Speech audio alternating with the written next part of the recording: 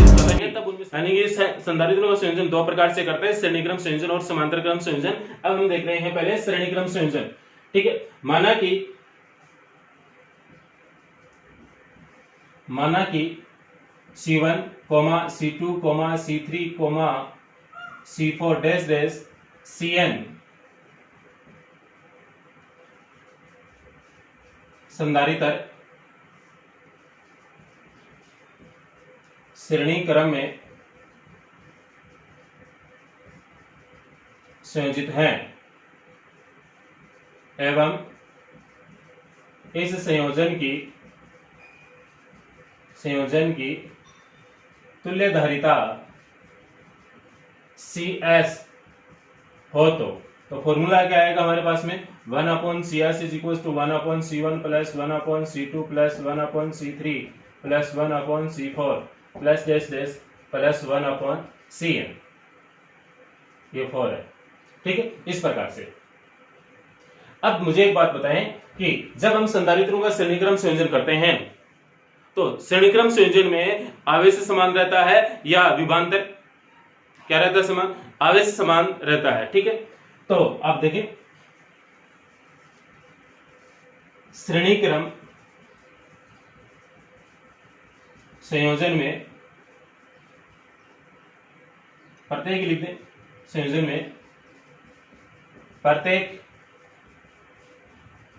संधारित्र पर आवेश समान रहता है,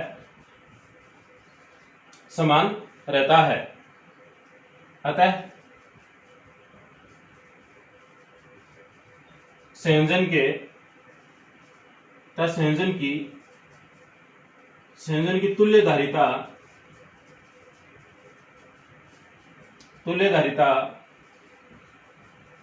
के संगत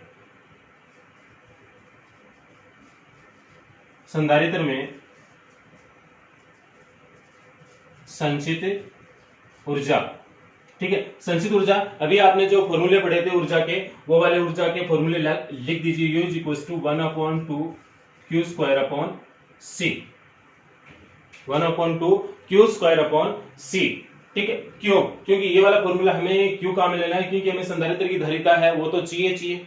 ठीक है, और बट अभी जो हम किस पर काम करने वाले हैं, श्रेणीक्रम संयोजन पे काम करने वाले हैं। तो श्रेणीक्रम संयोजन में हमें पता है कि आवेश एक समान रहता है, इसलिए आपको आवेश वाला फॉर्मूला लगाना है। Q और C में जो फॉर्मूला उत्पन्न हुआ था वो वाला फॉर्मूला आपको काम में लेना है।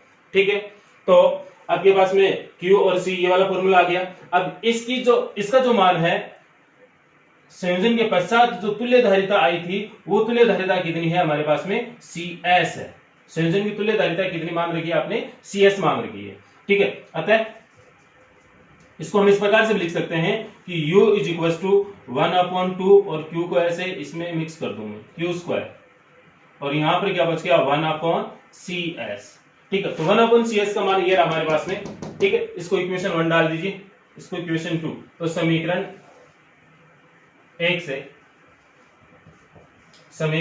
से मान समीकरण 2 में रखने पर,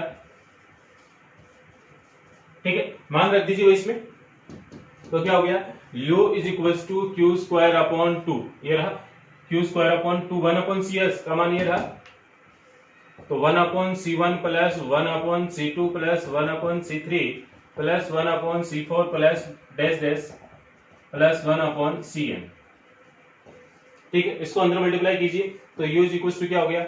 Q square upon 2C plus Q square upon 2C1 है भाई, ये 2 है, plus Q square upon 2C3 plus dash dash, ये 4 वाली भी लिख लेना आप, लिख ही देता हूं अभी,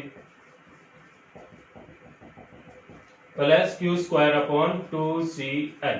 अब मुझे एक बात बताएं, ये जो फॉर्मूला है Q upon 2C, Q square upon 2C, ये है ना, तो इस प्रकार के जितने भी फॉर्मूले हैं सब के सब फॉर्मूले हैं वो किसके रूप में है? U के रूप में है। यानी सब के सब जो फॉर्मूले हैं आपके वो किसके रूप में? U के रूप में, यानी कि U is equal to Q square upon 2C के रूप में है। यदि 1 है तो यहाँ पर 1 कर देंगे, ठीक है, 2 है तो यहाँ पर भी हम क्या कर देंगे? 2 कर देंगे। ठीक है, तो किस प्रकार की स्टेप आने वाली है आपको पता चल गया होगा। अतः U is equal to U1 plus U2 plus U3 plus U4 plus dash dash dash plus UN।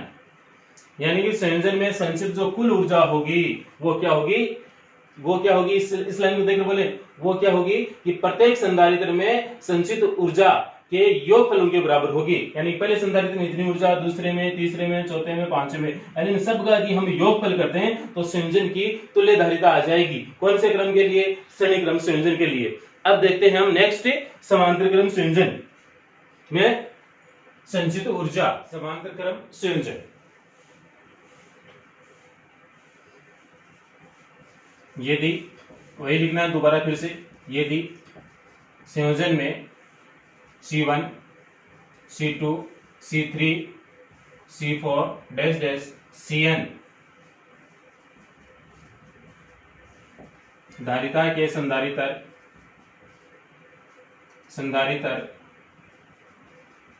समांतर क्रम में संयोजित किए हैं तो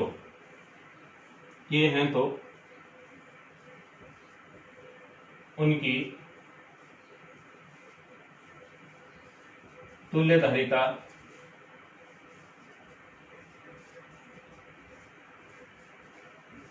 ठीक है, उनकी तुल्य धारिता Cp इज इक्वल टू कितना हो गया, C1 plus C2 plus C3 plus C4 plus dash dash dash plus Cn। यानी कि समांतर क्रम संयोजन का फॉर्मूला आपको लिखना है। बट हम जानते हैं कि समांतर क्रम संयोजन में प्रत्येक संधारित्र पर क्या समान रहता है, विभवांतर समान रहता है। अतः अब की बार जो हमें फॉर्मूला लेना है काम में, किसके लिए, संचित ऊर्जा के लिए जो काम में लेना फॉर्मूला, उस फॉर्मूले में क्या आना चाहिए, एक तो क्या आना चाहिए, C तो परमानेंट है, C तो आना ही चाहिए कि संधारित्र की धारिता कितनी है, C तो हम काम में लेंगे। बट इसके साथ में क्या काम में लेंगे, V विभवांतर। ठीक है, तो हमें देखना है कि C और V में जो फॉर्मूला है वो कौन सा है। तो C और V में फॉर्मूला कौन सा है बताइए मुझे, C और V में फॉर्मूला कौन सा है, 1/2 CV स्क्वायर। ठीक है, अब देखें हम, एक ये चीज लिखनी पड़ती है, संधारित्रों के समांतर क्रम संयोजन में प्रत्येक संधारित्र पर विभवांतर भी समान रहता है यदि संयोजन की तुल्य धारिता Cp हो तो, संयोजन की तुल्य धारिता Cp हो तो, ठीक है, Cp हो तो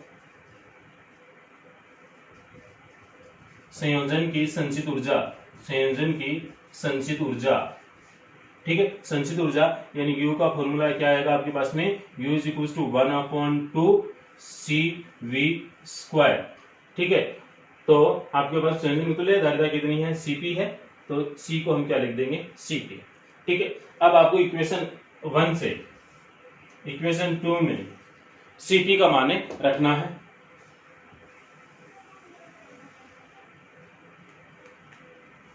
तो रख दीजिए, समीकरण 1 से मान रखने पर, तो U इज इक्वल टू 1/2 और ये V स्क्वायर है, तो V स्क्वायर को मैं ले रहा हूं बाहर, और जो Cp है आपके पास में, Cp का मान ये रहा, तो C1 प्लस C2 प्लस ये इस प्रकार से,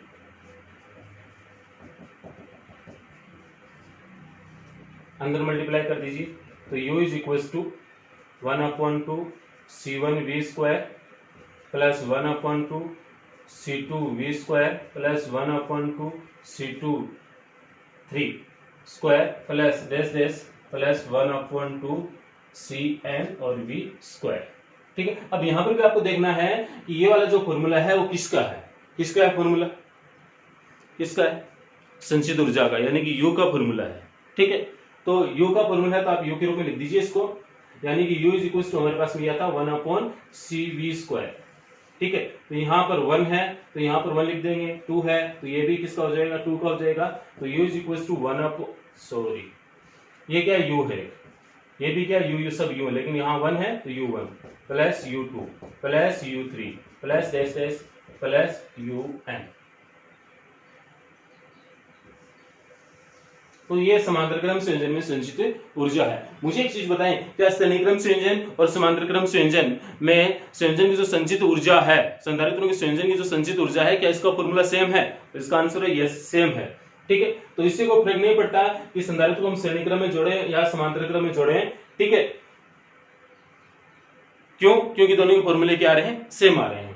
अतः हम लिख सकते हैं कि संधारित्रों की श्रेणी क्रम संयोजन और समांतर क्रम संयोजन में संयोजन की जो ऊर्जा है, संचित ऊर्जा है, वह उन सभी संधारित्रों में संचित ऊर्जा के योगफल के बराबर होगी। नीचे लिख दीजिए। अतः स्पष्ट है कि संधारित्रों की श्रेणी क्रम संयोजन और समांतर क्रम संयोजन और समांतर क्रम संयोजन में संचित ऊर्जा प्रत्येक संधारित्र पर संचित ऊर्जाओं के योगफल के बराबर होगी।